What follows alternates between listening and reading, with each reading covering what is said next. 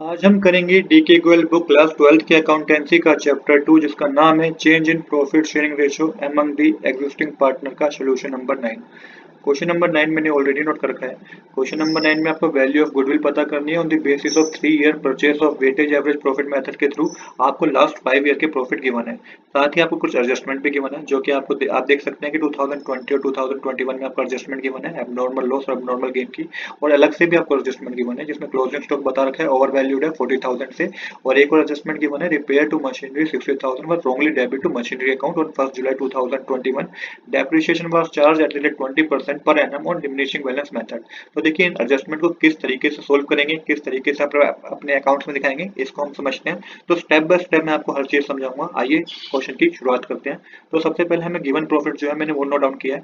2019 का 80,000 गिवन है, 2020 का 1,05,000 गिवन है, 2021 का लॉस गिवन है 20,000 का, और 2022 का 1,80,000 प्रॉफिट गिवन है, 2023 का 2 लाख प्रॉफिट गिवन है।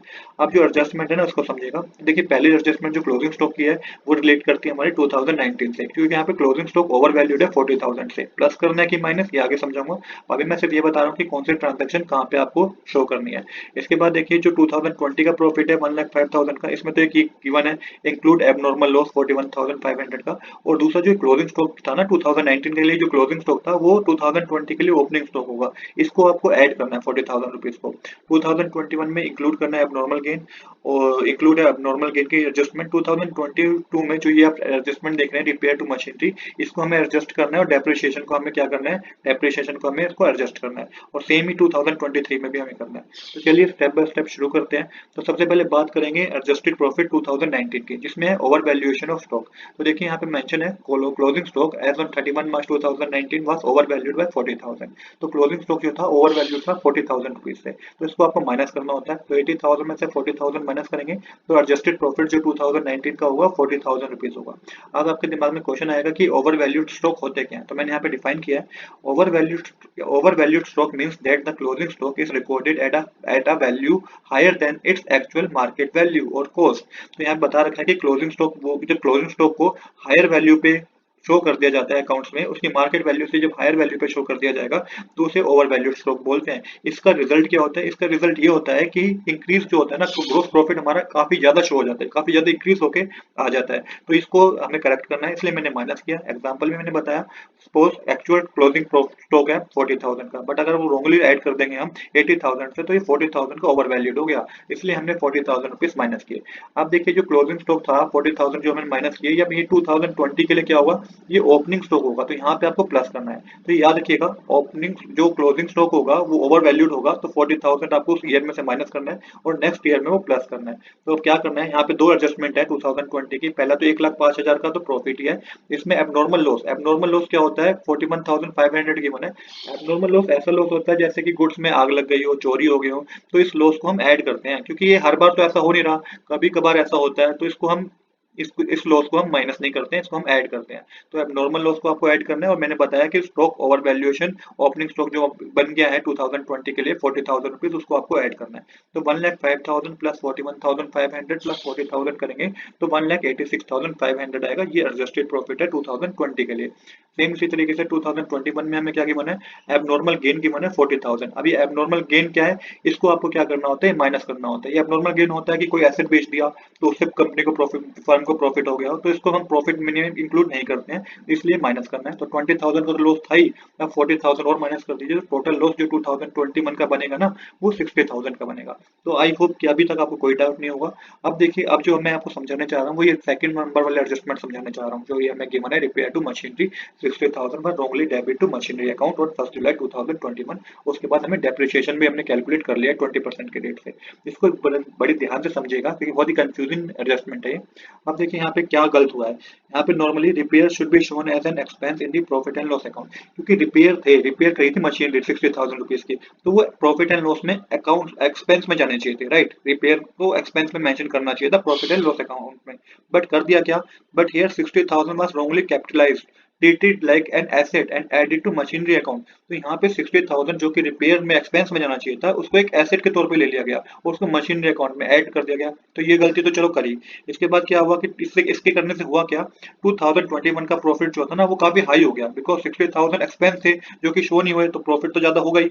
जब आप एक्सपेंस को शो ही नहीं करेंगे तो आपका प्रॉफिट ज्यादा होगा। तो 2021 का क्या हुआ, ये प्रॉफिट ज्यादा हो गया। और दूसरी गलती क्या कर दी, depreciation was wrongly charge on 60,000 in 2022 and 2023। ऊपर से डेप्रिसिएशन भी चार्ज है, क्योंकि ये कोई एसेट तो है नहीं जिसका डेप्रिसिएशन चार्ज होना चाहिए था, बट इन्होंने मशीनरी में ट्रीट कर दिया, एसेट मान लिया, ऊपर से डेप्रिसिएशन भी चार्ज कर दिया 2022 ईयर में और 2023 ईयर में। तो अब आपको इसकी एडजस्टमेंट करनी है, तो चलिए आप किस तरीके से करेंगे इसको समझते हैं। तो 2022 के एडजस्टमेंट देख लेते हैं। तो ओरिजिनल प्रॉफिट है 1,80,000 का। गलती क्या हुई है, repair of 60,000 were added to asset not charge as expense. तो इसको एक एसेट के तौर पे क्या कर दिया था, इंक्लूड कर लिया गया था। इसको एक्सपेंस में नहीं दिखाया गया था प्रॉफिट एंड लॉस अकाउंट में। तो अब आपको करना क्या है, तो आपको सब्ट्रैक्ट करना है 60,000 प्रॉफिट में से, क्योंकि है तो ये एक्सपेंस ही, वो दिखाया नहीं गया, जिससे प्रॉफिट ज्यादा शो हो गया। कौन सी ईयर का, 2022 का। तो अब आपको करना क्या है, आपको इसको एक्सपेंस मानना है, 60,000 को आपको माइनस करना है। और जो रोंगली डेबिट कर दिया, जो रोंगली चार्ज किया था ना डेप्रिसिएशन, जो कि डेप्रिसिएशन तो चार्ज होना ही नहीं था, ये कोई हमारा एसेट थोड़ी है, इस पे भी डेप्रिसिएशन चार्ज कर दिया। डेप्रिसिएशन को आपको ऐड करना है। मैं फिर रिपीट करता हूँ, देखिए कंफ्यूज होने की जरूरत नहीं है। ये एक तरीके से एक्सपेंस थे तो माइनस होगा हमारा, क्योंकि 60,000 रिपेयर है तो एक्सपेंस है, ये हमें माइनस करना है प्रॉफिट में से। अब डेप्रिसिएशन कैलकुलेट ही नहीं होना चाहिए था, वो हमने कैलकुलेट कर दिया था, तो उसको आपको ऐड करना है। तो किस तरीके से करेंगे आइए समझते हैं। तो depreciation for 9 month from 1 July 2021 to 31 March 2022। तो 60,000 पे आप 20% का डेप्रिसिएशन कैलकुलेट करेंगे और 9 मंथ के लिए कैलकुलेट करेंगे, क्योंकि 60,000 2021 के लिए तो ये 9 मंथ का, ये 1 जुलाई 2021 से लेके 31 मार्च 2022 के लिए, जो 2022 ईयर है हमारा, इसके लिए तो 9 मंथ का डेप्रिसिएशन है। तो ये 9,000 का डेप्रिसिएशन गलत चार्ज कर दिया, ये चार्ज ही नहीं होना चाहिए था, तो ये हमें ऐड करना है। तो करेंगे किस तरीके से, 1,80,000 में पहले माइनस कर देंगे 60,000 और फिर प्लस कर देंगे 9,000, तो ये 1,29,000 एडजस्टेड प्रॉफिट आएगा ये 2022 का। आई होप कि इतना इसमें आपको कोई डाउट नहीं होगा। अब क्या करना है, अब ये जो डेप्रिसिएशन है 2023 में भी चार्ज किया गया होगा, तो अब इसको समझिएगा। तो देखिए क्या हुआ है कि ओरिजिनल प्रॉफिट 2 लाख रुपीज का है 2023 का। अब क्या हुआ ना, the value of wrongly capitalize repair is, तो 60,000 का जो था वो क्या था कि रोंगली मेंशन कर दिया था, एक तरीके से एसेट मान लिया गया था तो वो एक्सपेंस ही। इसमें 9,000 माइनस करेंगे, जो कि 2022 ईयर का क्या था, डेप्रिसिएशन था, क्योंकि यहाँ पे डिमिनिशिंग बैलेंस मेथड है ना। तो यहाँ पे 9,000 आपको माइनस करना है, तो 51,000 आएगा। और अब इस 51,000 पे भी 20% का डेप्रिसिएशन फिर कैलकुलेट कर लिया 2023 में पूरे साल का। तो 51,000 का 20% कैलकुलेट करेंगे तो 10,200 आएगा। तो इसको भी ऐड करना है, क्योंकि ये तो आपको कैलकुलेट ही नहीं करना था। तो इसको ऐड करेंगे 2 लाख में, प्लस करेंगे 10,200, तो 2,10,200 आएगा। आई होप आपको समझ में आया होगा कि किस तरीके से हम कर रहे हैं। क्योंकि अब क्या हुआ कि 2023 वाले ईयर में भी क्या हुआ, डेप्रिसिएशन कैलकुलेट कर लिया गया था, जो कैलकुलेट होना नहीं चाहिए था। मेथड बता रखा है डिमिनिशिंग बैलेंस मेथड। तो 9,000 माइनस करने हैं सबसे पहले 60,000 में से, तो 51,000 आएगा। अब इससे पूरे साल का डेप्रिसिएशन कैलकुलेट करना है, 20% का रेट गिवन है, तो 10,200 रुपीज आएगा। ये कैलकुलेट ही नहीं किया जाना चाहिए था। तो अब आपको इसको प्लस करना है, तो जो टोटल एडजस्टेड प्रॉफिट होगा ना 2023 का, वो 2,10,200 होगा। आई होप कि यहाँ तक आपको कोई डाउट नहीं होगा। अब पांचों ईयर के आपके पास एडजस्टेड प्रॉफिट है, वही आपको नोट डाउन करने हैं। 2019 का 40,000 है, 2020 का 1,86,500 है, 2021 का 60,000 का लॉस है, 2022 का 1,29,000 का प्रॉफिट है और 2023 का 2,10,000 का प्रॉफिट है। वेटेज आपको 1 2 3 4 5 की मन है। अब मल्टीप्लाई कीजिए, 40,000 को 1 से मल्टीप्लाई करेंगे तो 40,000 आएगा, 1,86,500 को 2 से मल्टीप्लाई करेंगे तो 3,73,000 आएगा।